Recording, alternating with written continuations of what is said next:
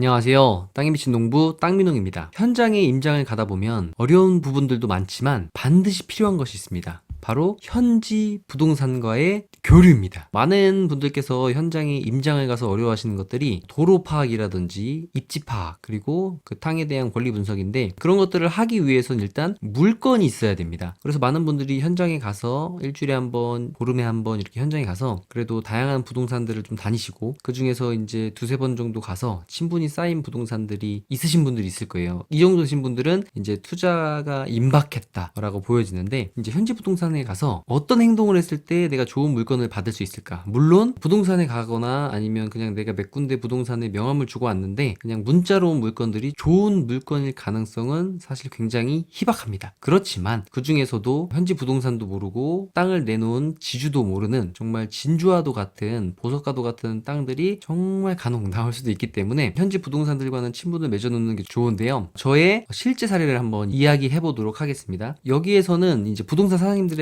첫 번째는 하면 굉장히 도움이 되는 행동과, 두 번째로 만약 이 행동을 하게 되면 오히려 손해를 보게 되는 행동이 될 수 있는 두 가지 측면이 있어요. 첫 번째로는 현지 부동산 사장님들과의 친맥을 맺는데, 이제 현지에 가시면 현지 부동산 사장님들이 자기가 볼 때 좀 괜찮은 물건, 아니면 수수료가 많이 나올 수 있는 물건들을 이제 추천을 먼저 하게 될 거예요. 그러면 한 두 개에서 세 개 정도의 물건, 이제 부동산 사장님들과 대화가 잘 통한다고 하면 다섯 개 정도의 물건을 줄 수도 있어요. 그러면 그 물건들을 다 정리해서 받아서 그냥 네, 보고 가겠습니다 하는 것이 아니라, 그 현장에 가서 그 현장의 사진들을 담아서 부동산 사장님들께서 추천해 주신 물건을 내가 그곳에 가서 실제로 임장을 해봤고 선생님의 말씀이 어떤 부분이 맞는지들을 다 파악했다, 이런 상황들을 간략하게 문자나 카톡으로 해서 사진과 그리고 그 현장에서 느꼈던 소감들을 간략하게 적어서 보내드리면 부동산 사장님들이 굉장히 감동을 하고 그분을 좀 오래 기억하는 것 같아요. 우리가 흔히들 많이 부동산 갈 때 그냥 가지 말고 음료수도 좀 사가고, 그리고 뭐 바카스라도 한 박스 사가라, 이런 말씀 많이 듣잖아요. 근데 사실 그것도 참 애매한 게, 내가 처음 들어가는 부동산에 그냥 막 바카스 사고 들어간다고 좋은 물건이 있는 부동산인지 없는 부동산인지도 모르는데 바카스 값이 또 아까우실 수 있잖아요. 그래서 한 세네 번 몇 차례 방문을 했을 때 괜찮은 물건들을 주고, 그리고 좀 대화가 통하는, 그리고 현지에서 물건을 좀 많이 확보하고 있는 이런 부동산들 같으면 한 네다섯 번 정도 갔을 때 음료수 같은 것들을 사다 드렸을 때, 내가 그 작은 것이지만 그걸로 인해서 내가 좋은 물건, 혹시 부동산 사장님이 사고 싶으실 정도로 괜찮은 물건들을 간혹 받을 수 있는 경우들이 있기 때문에, 그럴 때는 이제 음료수 같은 것은 첫 방문 때는 사지 마시고요. 몇 차례 이제 왕래가 있은 후에 사서 가시면 좋을 것 같고, 부동산 사장님들이 추천해 주시는 그 지역에 실제로 내가 가서 보고 확인했다는 사진 자료를 보내주시면, 그분도 굉장히 내가 공인중개사로서 추천해 준 물건에 대해서 이분들이 굉장히 성의를 보였다라고 생각해서 조금 감동을 받으시지 않나, 그리고 기분 좋아지시는 부분이지 않나 라는 생각이 들어요. 그리고 두 번째로는 이게 되게 중요한데, 저도 처음에 뭣도 모를 때는요, 이제 현지 원주민 부동산들, 거점 부동산들이 몇 개 있긴 하지만 이제 내가 친해지는 부동산이 있으면 자꾸 거기 가서 그분이 이 동네를 잘한다고 하고 지주들을 많이 한다고 하니까 내가 마음에 있는 물건을 그 부동산 사장님에게 얘기를 하게 돼요. 사장님, 여기 어디 도로에 붙은 땅이 평당 100만 원에 나왔어요. 이 주변에 한 120시세인데 130시세인데 100만 원이면 굉장히 괜찮은 것 같아서 제가 이거 살려고 하는데, 혹시 사장님께서 이 지주 좀 알면 가격을 좀 더 깎을 수 있을까요? 이런 얘기들을 아마 해보신 분들이 없지 않으실 거예요. 저도 물론 초보 때는, 그리고 불과 몇 달 전에도 그렇게 현지에 있는 부동산에 얘기했다가 내가 사고 싶은 물건을 못 사는 일이 생겼어요. 이게 왜 이런 일들이 벌어지냐면, 이제 소위 부동산들끼리에서는 뒤통수를 쳤다라고들 많이 말씀하시는데, 이제 시장에 나와 있는 물건들 같으면 처음에는 지주가 친한 부동산에다가 물건을 내놓습니다. 그런데 이제 친한 부동산에서도 이걸 차일피일 못 팔게 되면 다른 부동산에도 내놓게 돼요. 그런데 그런 과정 가운데에서 외지에서 온 지 얼마 안 됐거나 이제 물건을 더 확보하고 싶어하는 부동산들은 소위 그 동네의 지주를 또 알 수도 있고요. 아니면 또 그런 작업들을 잘 하시는 분들이 있어요. 그러면 그 원 지주한테 찾아가서, 아유 사장님, 거기는 100만 원짜리가 아닙니다. 제가 150에 팔아드릴게요. 이렇게 얘기를 하면서 지가가 올라갑니다. 그러니까 거래는 되지가 않았는데, 완성이나 용인이나 봐도 실제 1년 전, 2년 전부터 나와 있던 물건들이 거래는 한 한 번도 되지 않았는데 부동산 가운데서 손바뀜이 일어나면서 가격이 올라가시는 것들을 보신 분들이 있을 거예요. 그 정도의 것들을 이제 파악하시는 분들 같으면 손품을 아주 열심히 파시는 분들인데 성공할 가능성이 매우 높으신 분들입니다. 그런 분들도 조심해야 될 것은 내가